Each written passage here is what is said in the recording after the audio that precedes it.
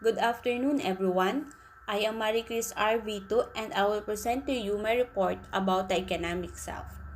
According to Bill 2016, understanding shopping is important in determining race, culture, gender, class, family, and community.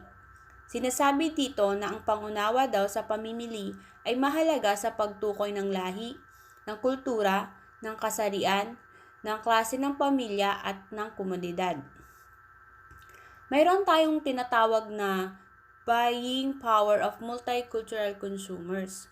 Ito ay ang one major oversight made by organization when considering the formulation of multicultural plan. At pinapakita dito na the buying power among Asians, Hispanics, and African Americans over the 5 years is expected to grow several hundred% beyond that of the traditional white non-Hispanic consumers. At ang sunod na slide ay ang attitude towards e-commerce among us internet users by demographic. Pinakita dito ang porsyento ng respondents in each group sa taong 2013. The table shows also the respondents who agree with the statement, either that they engage in the behavior or the statement describe their attitudes, and respondents is 18 plus of age. The different views in buying behavior are the biological view, philosophical view, psychological view, and sociological view. In biological view, studies have shown that there are numerous physical differences between male and female brains. In human, have a thicker corpus callosum, which is the bridge of nerve tissue that connects the left and the right side of the brain. It allows women to use both sides of their brains to solve problems quicker, while men predominantly used the left side of their brains. Sinasabi dito na merong ipinakitang pag-aaral na merong maraming physical na pagkakaiba sa pagitan ng lalaki at babae. Sa mga babae ay may mas makapal na corpus callosum na siyang tulay ng nerve tissue na nagduduktong sa kaliwa at kanang bahagi ng utak. Binibigyan diin nito ang mga babae na gamitin ang magkabilang bahagi ng kanilang utak upang mas mabilis na malutas ang mga problema, habang kadalasan ginagamit ng mga lalaki ang kaliwang bahagi ng kanilang utak. In general, the left hemisphere is in charge of performing logic computations and processing facts. The right hemisphere is dominant in processing visual imagery and interpreting context.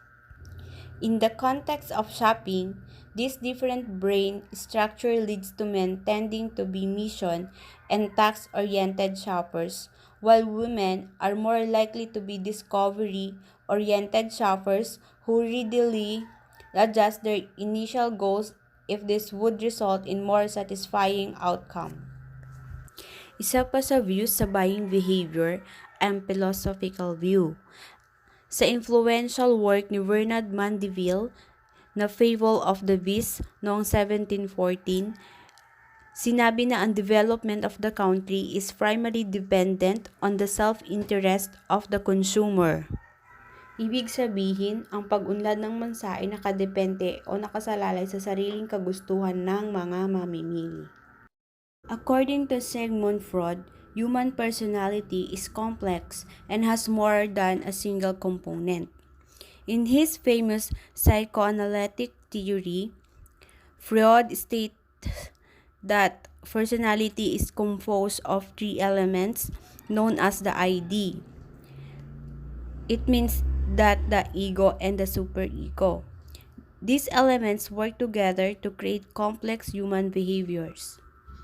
The next slide is about Maslow's hierarchy of needs. Si Abraham Maslow was an American psychologist who developed a hierarchy of needs to explain human motivation. His theory suggested that people have a number of basic needs that must be met before people move up the hierarchy to pursue more social, emotional, and self-actualization needs.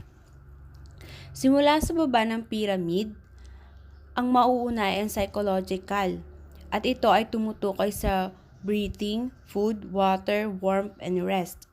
Second is the safety, which is the security and the safety.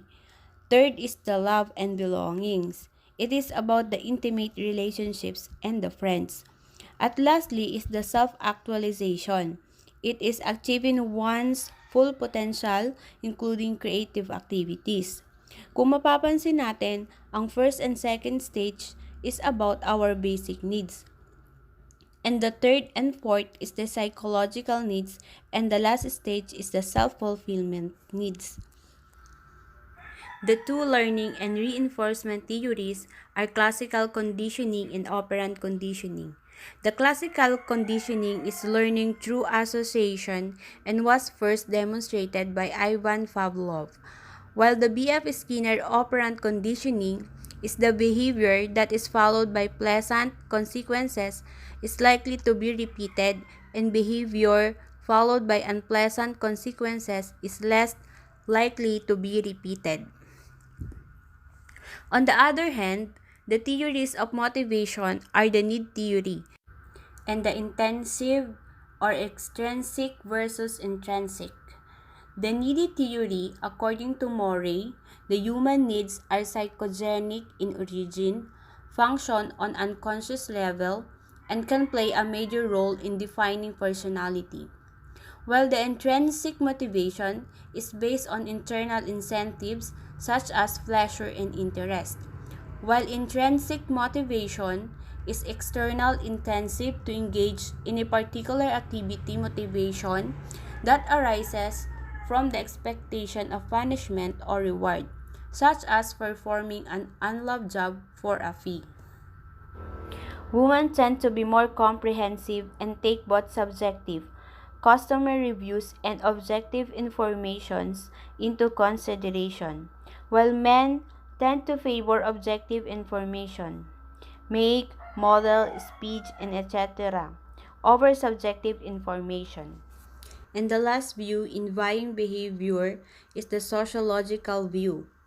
According to Thomas Veblen 1899, conspicuous consumption along with conspicuous leisure is performed to demonstrate wealth or mark social status. We all know that media is used in advertising, and this is purposely designed to elicit a change in consumer actions, beliefs, and perceptions. Example ng mga application ay mga Lazada apps, Amazon, e-shops, and etc. Mas naiinganyo tayo na bumili dahil sa nakikita natin sa internet. This is the role of social media. First is the awareness. Nakapaloob dito ang brand building, word of mouth publicity, social work, advertisement like radio, print, and TV. Next is the consideration. Nakapaloob naman dito ang advertising on internet, online reviews, media, pay-per-click, and the direct mailers. At ang sumunod naman dito ay ang pag-purchase. Dito naman ay nakapaloob ang e-commerce websites, brick and Marshall stores, mobile shopping. And the next role of social media is the retention. It includes the online forums and usual manual. Lastly is the advocacy. It includes social media, blogs, and advertisements. In this graph, it shows the most important media source for information while shopping. It also shows the percent of U.S. consumers by their choice of most important media source of information. The most big part of the source of information is the laptop or the desktop. Next is the smartphone with 29% and tablet with 13%, 5% with the print sources, and 8% for the television, and 1% is for the others. This is the shopping power. They used money, credit cards, gift, fast, and some used check for payment. Let's read the story titled Our Consumption Anecdotes by Heinrich Böll. An American was standing at the pier of a small coastal Mexican village when a small boat with just one fisherman docked. Inside the small boat were several large yellowfin tuna. The American complimented the Mexican on the quality of his fish. "How long it took you to catch them?" the American asked. "Only a little while," the Mexican replied. "Why don't you stay out longer and catch more fish?" the American then asked. "I have enough to support my family's immediate needs," the American said. But the American then asked, "What do you do with the rest of your time?" The American fisherman said, "I slept late, fish a little, play with my children, take a siesta with my wife, Maria, stroll into the village each evening, where I sip wine and play guitar with my amigos. I have a full and busy life, senor." The American scoffed. "I am a Harvard MBA and could help you. You should spend more time fishing, and with that proceeds you buy a bigger boat. And with the proceeds from the bigger boat, you could buy several boats. Eventually, you would have a fleet of fishing boats. Instead of selling your catch to a middleman, you would sell directly to the consumers, eventually opening your own can factory. You would control the product, processing, and distribution. You would need to leave this small coastal fishing village and move to Mexico City, then LA, and eventually in New York City, where you will run your expanding enterprise." The Mexican fisherman asked, "But senor, how long will this all take?" To which the American replies, 15 to 20 years. "But what then, senor?" The American laughed and said, "That's the best part. When the time is right, you would announce an IPO or initial public offering and sell your company stock to the public and become very rich. You would make millions." "Millions, senor? Then what?" The American said slowly, "Then you would retire, move to a small coastal fishing village where you would sleep late, fish a little, play with your kids, take a siesta with your wife, stroll to the village in the evenings where you could sip wine and play your guitar with your amigos." In the future, luxury goods will be method that brings us back the power of our own attention, the power to choose ourselves what we want to notice or not. And there lies the luxury of the future, to be able to resist shopping and still be happy. Do you shop according to your means or do you shop beyond your means? Ito lamang po ang aking report at maraming salamat po sa lahat.